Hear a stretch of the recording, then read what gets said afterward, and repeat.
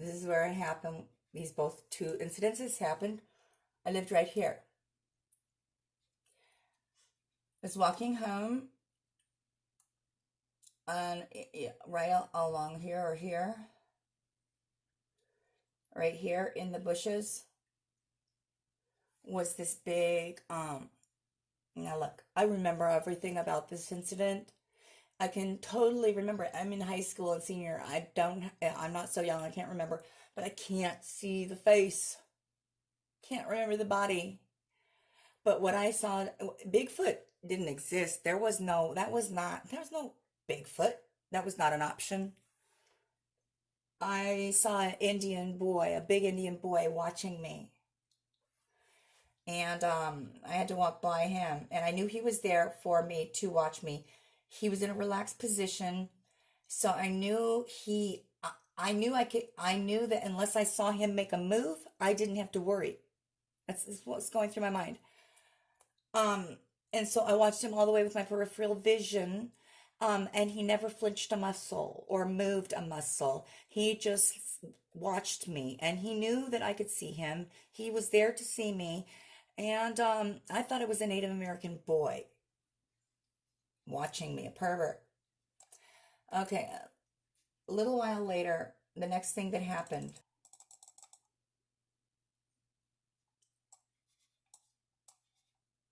I lived right here. Now, this was the front door. I don't know if you can see, there was a door right here, and it had these little windows up at the top, but this door wasn't used. These little windows at the top were like high on the door where they let in light, but they weren't so high as where if you walked up to the door that anyone could see you or that you could see anyone. They were up high. Um, I thought they were like four little squares. Oh, okay. So maybe it was just one. So, anyways, I was in this room. I was getting ready to change my clothes that night, and I had this feeling that something was watching me through this window. So I got a little stool from right over here, and I put it up to here, and then I went up to the thing, and I put my eyes up to the door, and put my hands around my eyes like that to block out the light, and staring back at me, one clear pane glass away was honestly, it was Bigfoot, but at the time I thought it was another different Native American boy pervert watching me. But I never thought about height. I never thought about Bigfoot. Never thought. Um, okay, so, when I saw that, I screamed and I jumped and I ran, and that, basically was the end of that. But the Bigfoot that was looking in at me, he didn't move a muscle or flinch or even try to, jump or hide. He just kept, oh, I'll never forget. But I can't remember.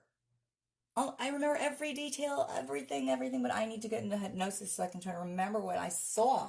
Because I was one clear pane glass away from freaking Bigfoot. Eye to eye, dude. You know. So, that's what happened when I lived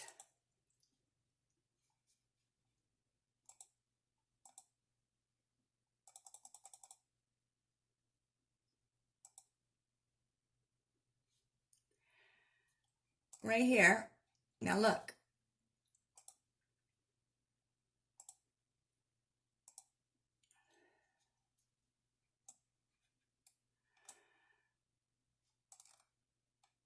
I lived here. Oops. I lived here, and look, Kachina Village. Backed right up against my wilderness, Kachina Village. And then in these mountains, this is where they go. They live up here and they came into the village. So, so what would the Kachinas have to do with the riverbed in Hemet? Nothing. The Kachinas aren't, you know, They're from Arizona, specifically the Kachina Wilderness and Flagstaff, northern Arizona. And the people around that area know of them, and that's it. They're not part of the culture, different cultures in Southern California.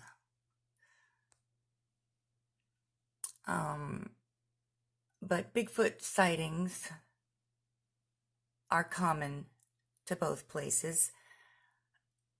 The Kachinas are not. So I'm not sure why a Kachina painting would be buried and then dug up by some animals right in the middle of my Bigfoot hotspot research area.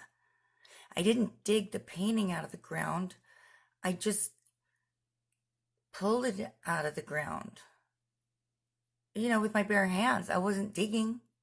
I just lifted it right out of the ground. They dug the hole first. And when I saw it, I thought really truly that I was looking into the faces of the local Bigfoot. I swear I thought that it was them. And I thought that the message in everything in the painting was for me.